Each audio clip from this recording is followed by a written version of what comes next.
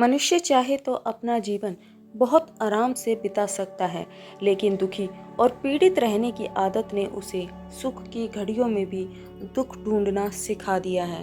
वह भूल गया है कि उसे जीवन किस उद्देश्य से मिला है और उसे जो करना है वह ना करके कुछ और ही कर रहा है। मानो मनुष्य अपनी पहचान ही भूल गया है। वह भूल गया है कि उसके जीवन का परम उद्देश्य भगवत प्राप्ति है और इसलिए वह सब कुछ पाकर भी खाली है, क्योंकि मन को भोगों से शांति नहीं मिलती। वह उसके लिए है ही नहीं, वह तो उस दिव्य आनंद का भूखा है जो केवल परमात्मा से मिलता है। नमस्कार भक्तों, स्वागत है आपका हमारे चैनल पर। आज की वीडियो में हम बात करेंगे सत्संग के बारे में कि प्रभु से प्रेम होने में सत्संग किस प्रकार सहायक है। तो आज की वीडियो में आप हमारे साथ ज़रूर बने रहें। सत्संग यानी कि ईश्वर से प्रेम की भूख जगाने वाला अमृत। सत्संग का अर्थ है सत्य और संग अर्थात सत्य की संगति।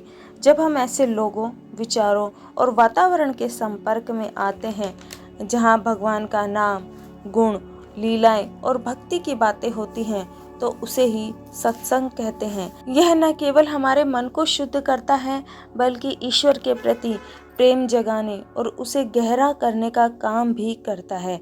मानवीय देह और मन उसी ईश्वर की खोज करने के लिए बने हैं। फिर मनुष्य के लिए ईश्वर को खोजना मुश्किल कैसे हो सकता है? यह तो उतना ही सहज है जैसे भूख सहजता से लगती है और उसके लिए कोई प्रयास करने की आवश्यकता नहीं होती। ठीक उसी तरह जब परमात्मा की भूख आपके अंदर जागेगी तो उससे प्यार करना भी अपने आप ही आ जाएगा। इसके लिए केवल एक ही उपाय है, सत्संग। सत्संग में जाने, संतों के समीप बैठने पर मिलने वाली ऊर्जा को हमारा हृदय महसूस करता है। सत्संग सुनते सुनते जिस दिन आपकी आंखों में आंसू आ जाएं, समझ लेना कि आपके अंदर परमात्मा की भूख पैदा हो गई है। जीवन बहुत छोटा है और इस छोटे से जीवन में हमें बहुत कुछ करना है। व्यर्थ की बातों और चिंताओं में इसे गंवाना नहीं है। कम से कम एक भक्त के पास तो गंवाने के लिए समय कभी होता ही नहीं, क्योंकि उसे मालूम है कि केवल और केवल मानव जीवन ही परमात्मा की प्राप्ति के लिए मिला है। किसी और योनि में यह संभव है ही नहीं। उसे पता है इस मानव जीवन की असली कीमत और इसीलिए वह एक क्षण भी इसे व्यर्थ नहीं करता।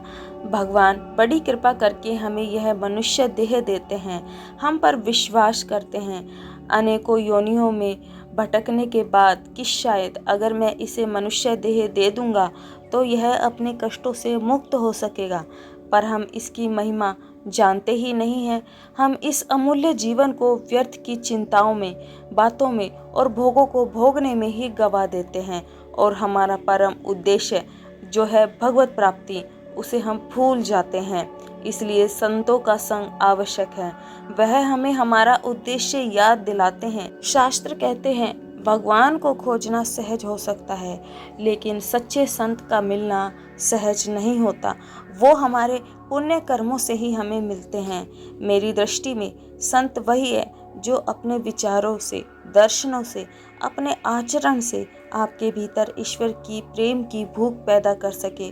और आज के समय में इसका सबसे उपयुक्त उदाहरण है श्री प्रेमानंद जी महाराज, जिनके दर्शन मात्र से ही दिव्यता की अनुभूति होती है।